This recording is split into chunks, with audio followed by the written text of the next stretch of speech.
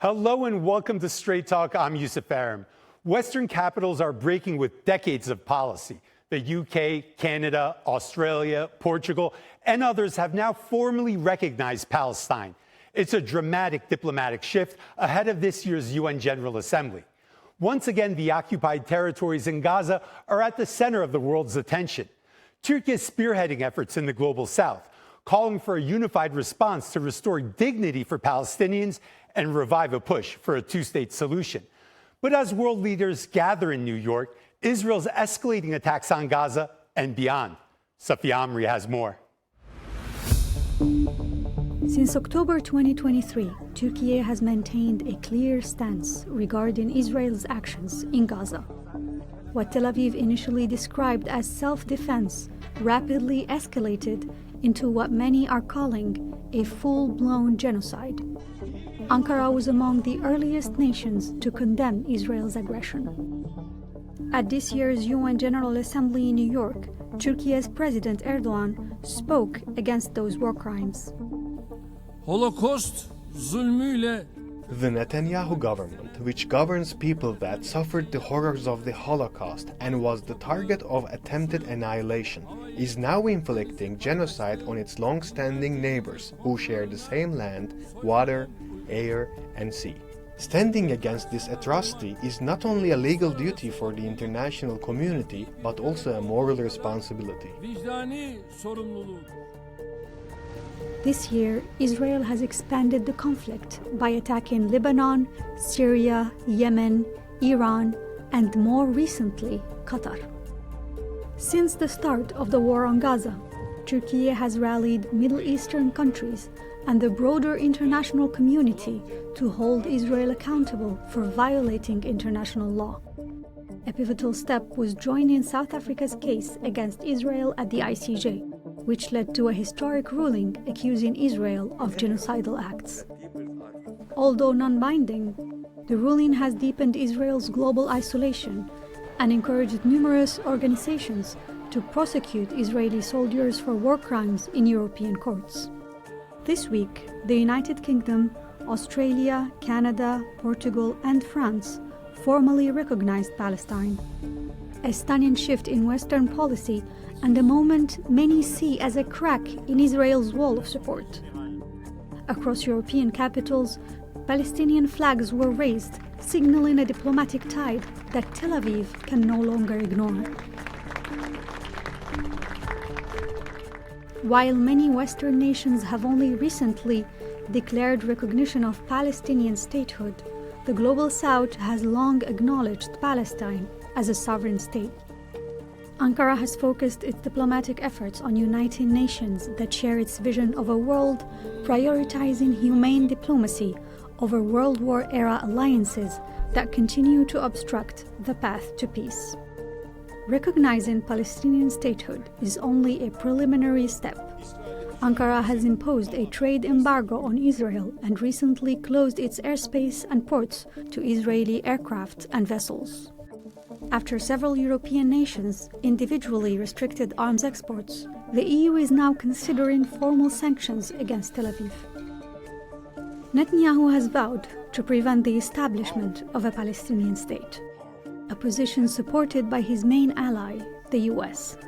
As the world rapidly embraces Palestinian recognition, the Palestinian people are being forcibly displaced, stripped of their humanity, and denied the sovereignty that many in the world are beginning to recognize. Safiya Amri, Straight Talk. For more, joining me now from Cape Town is former South African ambassador to the U.S., Ebrahim Rasool. From Rome, former Italian ambassador Marco Carnelos, and from Shanghai, research professor and deputy director at the Institute of International Relations at Shanghai Academy of Social Sciences, Zhen Wang. Gentlemen, thanks for joining me. A historic UNGA, and I think it's very historic, obviously, with the wave of recognition for Palestine as a state. Ebrahim, I want to start with you. I mean, how significant are these vows to recognize? Is this symbolic, or does this have more of a meaning? I think that it is important. Whether it will be effective is the main question. It's important because for the first time, Israel and the United States and about 8 other countries may be isolated in their quest to deny a Palestinian state. I think it's important because it reflects the will of ordinary citizens of all of those countries that they want justice in Palestine. And I think that it may be significant because it gives the Palestinians a sense that they are not alone and that they are being supported by the citizens of the world. However, it may be difficult because Israel and the United States are very much set against any Palestinian state. And so they are putting facts on the ground like settlements, like the destruction of Gaza and so forth. And so it is a very important symbol at a critical moment in the world today. And therefore, we mustn't underestimate it, but we mustn't simply believe that it will now happen. Marco, Ebrahim said something important. He said it's important, but will it be effective? Now, do you expect the UNGA to take any other decisions going forward, or do you expect any type of ramifications after the UNGA, Marco? Well, we all hope that there are going to be a ramification. We have no idea which kind of ramification will be. A very important ramification would be, but this is only a dream for the moment, something meaningful inside the Security Council. But as was just correctly mentioned by Ambassador Rasool, so far the United States have not any intention to change their attitude. Nevertheless, this decision by UK, France, Australia, and Canada is important for two reasons I would like to highlight. First of all, they are taking this decision while in Washington there is the most pro-Israel American administration ever. And the second point is that UK, Australia, and Canada are members of the so-called Five Eyes, that is a very restricted group of countries gathering and sharing intelligence with the United States and New Zealand. Is basically a gang of Anglo-Saxons that are spying everywhere in the world. And to see this defection from the American ranks, from his trusted allies in the intelligence gathering and sharing system, it's quite unprecedented. For UK in particular, was a long overdue decision because we should not remember that the main culprit for what happening and we know as the question of Palestine was the British decision in 1917 with the infamous Balfour Declaration. And now I think it's time, notwithstanding its previous position, has been compelled to act, waiting for Trump to leave the country for his state visit, looking at the polls of his party that is thinking, while the pro-Palestinian Jeremy Corbyn that he expelled from the party is now with his new parties close to the rating polls of the Labour Party. So he had no choice to act, and he was compelled to do it. Now we'll see what will happen next. Mm-hmm. So, Jed, when we look at history, I mean, the West has generally been a huge supporter of Israel, but just before the UNGA began, we saw one by one many of the countries in the Western Bloc slowly begin to recognize Palestine. So there's obviously some type of a lack of cohesion, let's just say, or at least difference in opinions amongst the Western Bloc. Do you think that this momentum will carry on to a revived two-state solution, or no two-state solution until the Americans are on board? Well, yeah, thank you, Chair.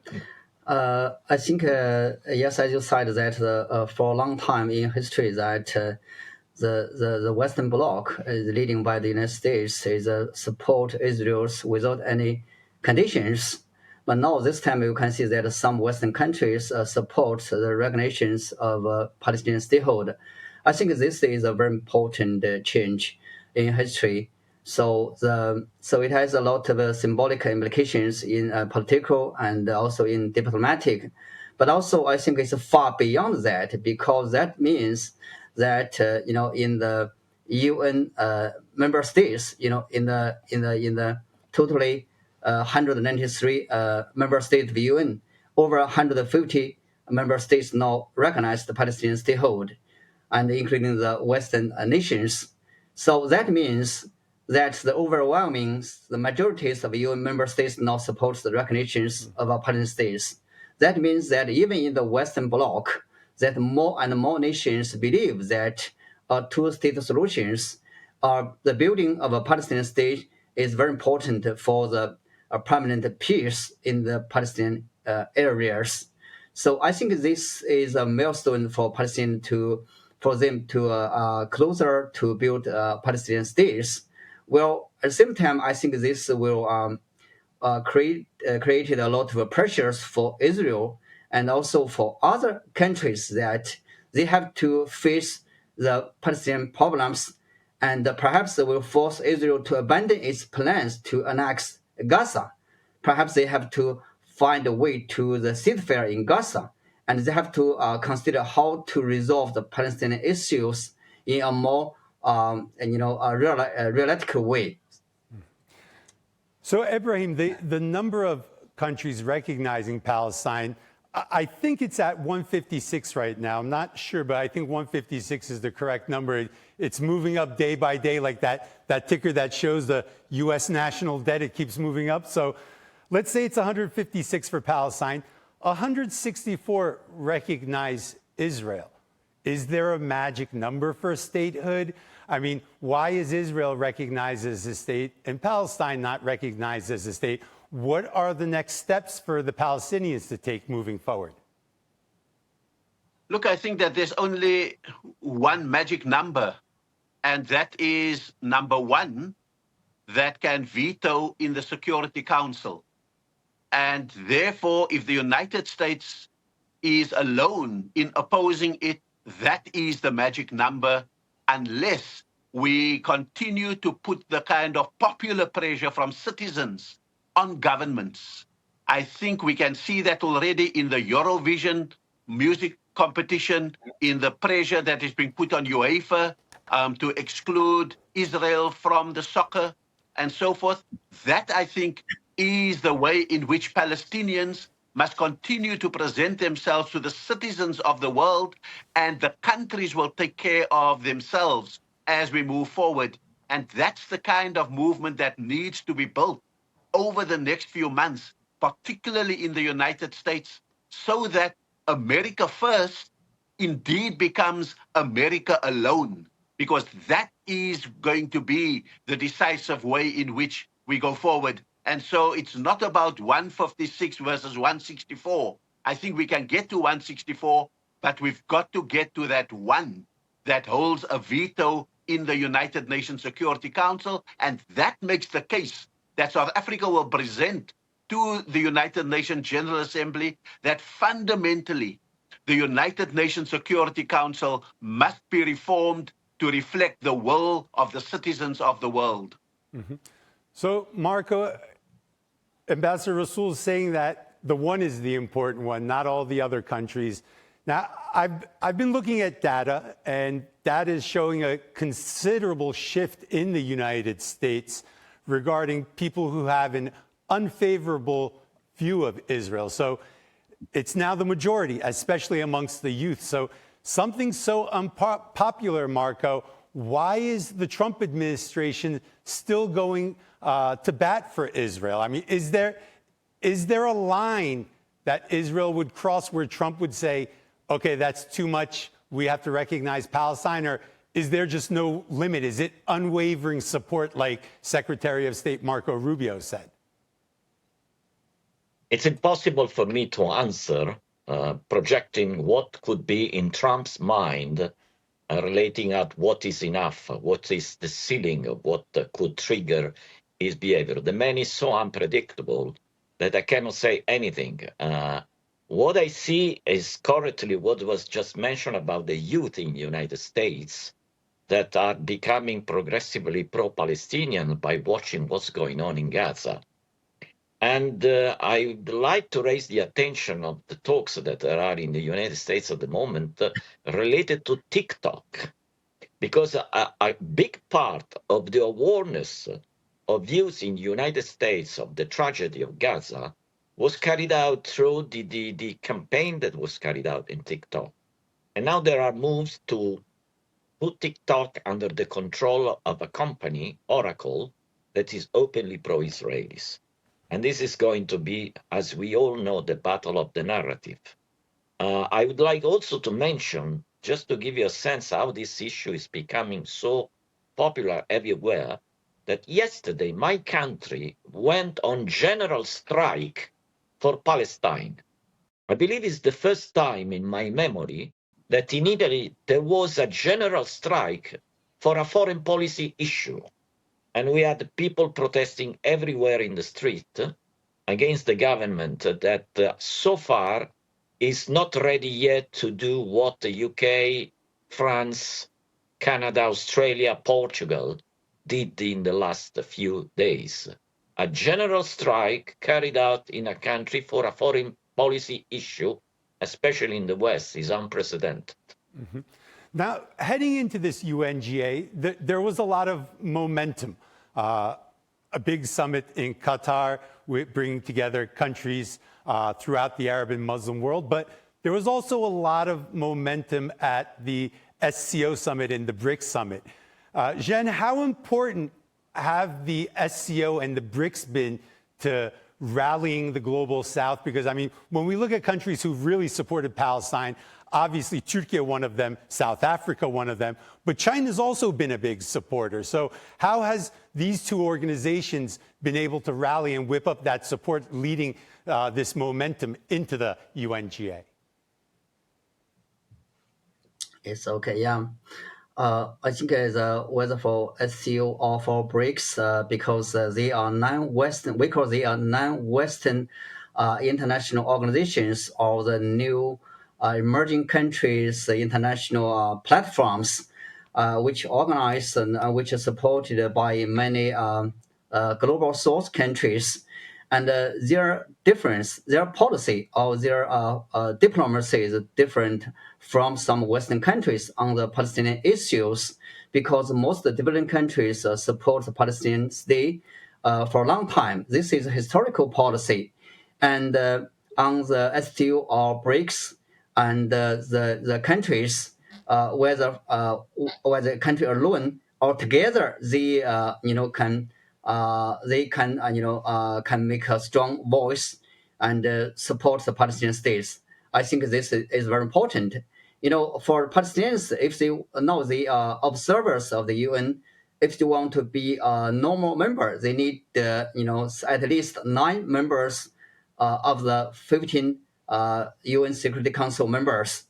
And for the P5 members, if any of them vetoed for that, it will be not realized. But I think that even the United States vetoed for that, but it will get more pressures from domestic or abroad. So they have to think about it. So I think this is a kind of, we can see that it is a kind of a strength from the global source, and whether BRICS and SCO is part of the global source. And I think is the most important international organizations of the global south countries, their members and the organizations' positions on the Palestinians is very important. Mm-hmm. Ebrahim, when we look at everything that's happened since October 7th, I mean, one of the first real actionable initiatives was done by South Africa, opening the case at The Hague. How important was that in coming to today? How important was it also to have Turkey's support being part of the case, providing evidence to the South Africans and that cooperation? I think it is absolutely critical that we are able to go to The Hague with great strength. And I think Turkey's assistance and evidence is absolutely critical, together with its resolve to cut economic ties with Israel and to put maximum eggs into the ICJ basket.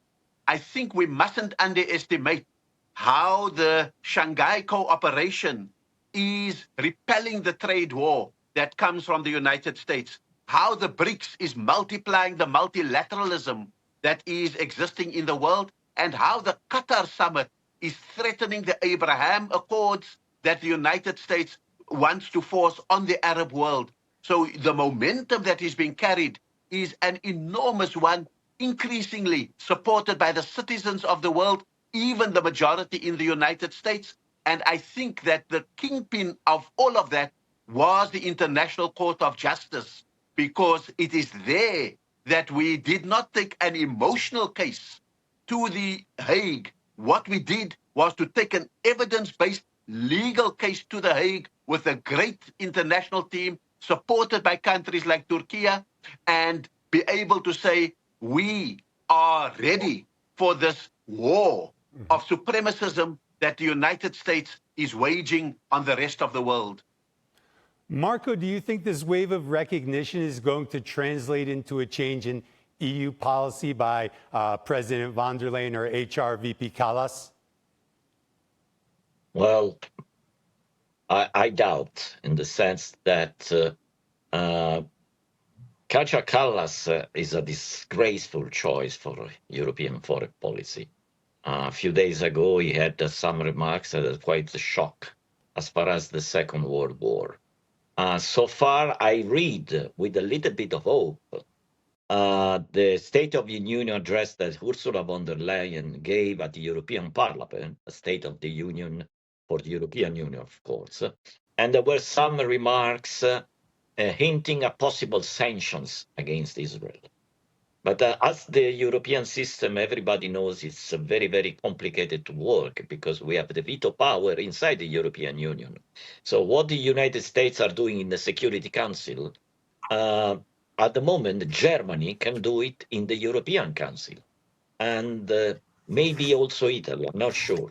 So if the European Council is going to decide any kind of sanctions recommended by the European Commission, that, by the way, they will be very, very soft sanctions, I doubt that we could have a situation where Germany will not cast its veto. It's quite difficult, because Germany is a special case. We all know that for a historical reason. But frankly speaking, is appalling that because of previous genocide in Germany, they should close the eyes about a current genocide. This is not a policy. This is, I don't know, it's putting the head under the sand. Just before the show today, I was discussing the possible conversation we were going to have with my executive producer, James, and he actually gave me a great quote from a Chinese official. And that official said, we're already in a multipolar world. We just don't have a multipolar order yet. Zhen, do you agree with this comment? And when will we shift to some type of new order to accommodate a multipolar world? Yes. Yes, I think the word, whether we're not ready or not, but it is a kind of reality that we're just entering a multipolar world. Because as we said that, as we have seen that in the last decade, the United States gave up in many international domains. For example, climate change, for the global counter war, something like that. So the United States gave up its leadership, gave up its responsibility in a lot of domains. So which created a lot of requirement for the rest of the world to have to fill up the vacuums. So I think this is the kind of realities, but I think we're still at the early stage of a multipolar world, because because no other countries now can fill up all the vacuums that left by the United States. So this, I think, created the requirement for the other emerging countries that we have to work together. And whether under the platform of STO or BRICS, that we can do together, and we can support some requirements, and we can working together for a better global governance in many ways. I think this is the meaning for a multipolar world. Well, we're definitely going to have to closely follow the UNGA and what it's going to mean for Palestine and its journey towards statehood in the coming months and years. Ambassador Rasool, Ambassador Carnelos, Zhen Wang, thank you for joining me. We're out of time, but thanks for sharing your commentary. And that's all for this edition of Straight Talk with me, Yusuf Aram. If you got any comments, please share them with us on X at Straight Talk TRT. Also, don't forget to subscribe to our YouTube channel where you can find more exclusive content. Until next time, take care and goodbye.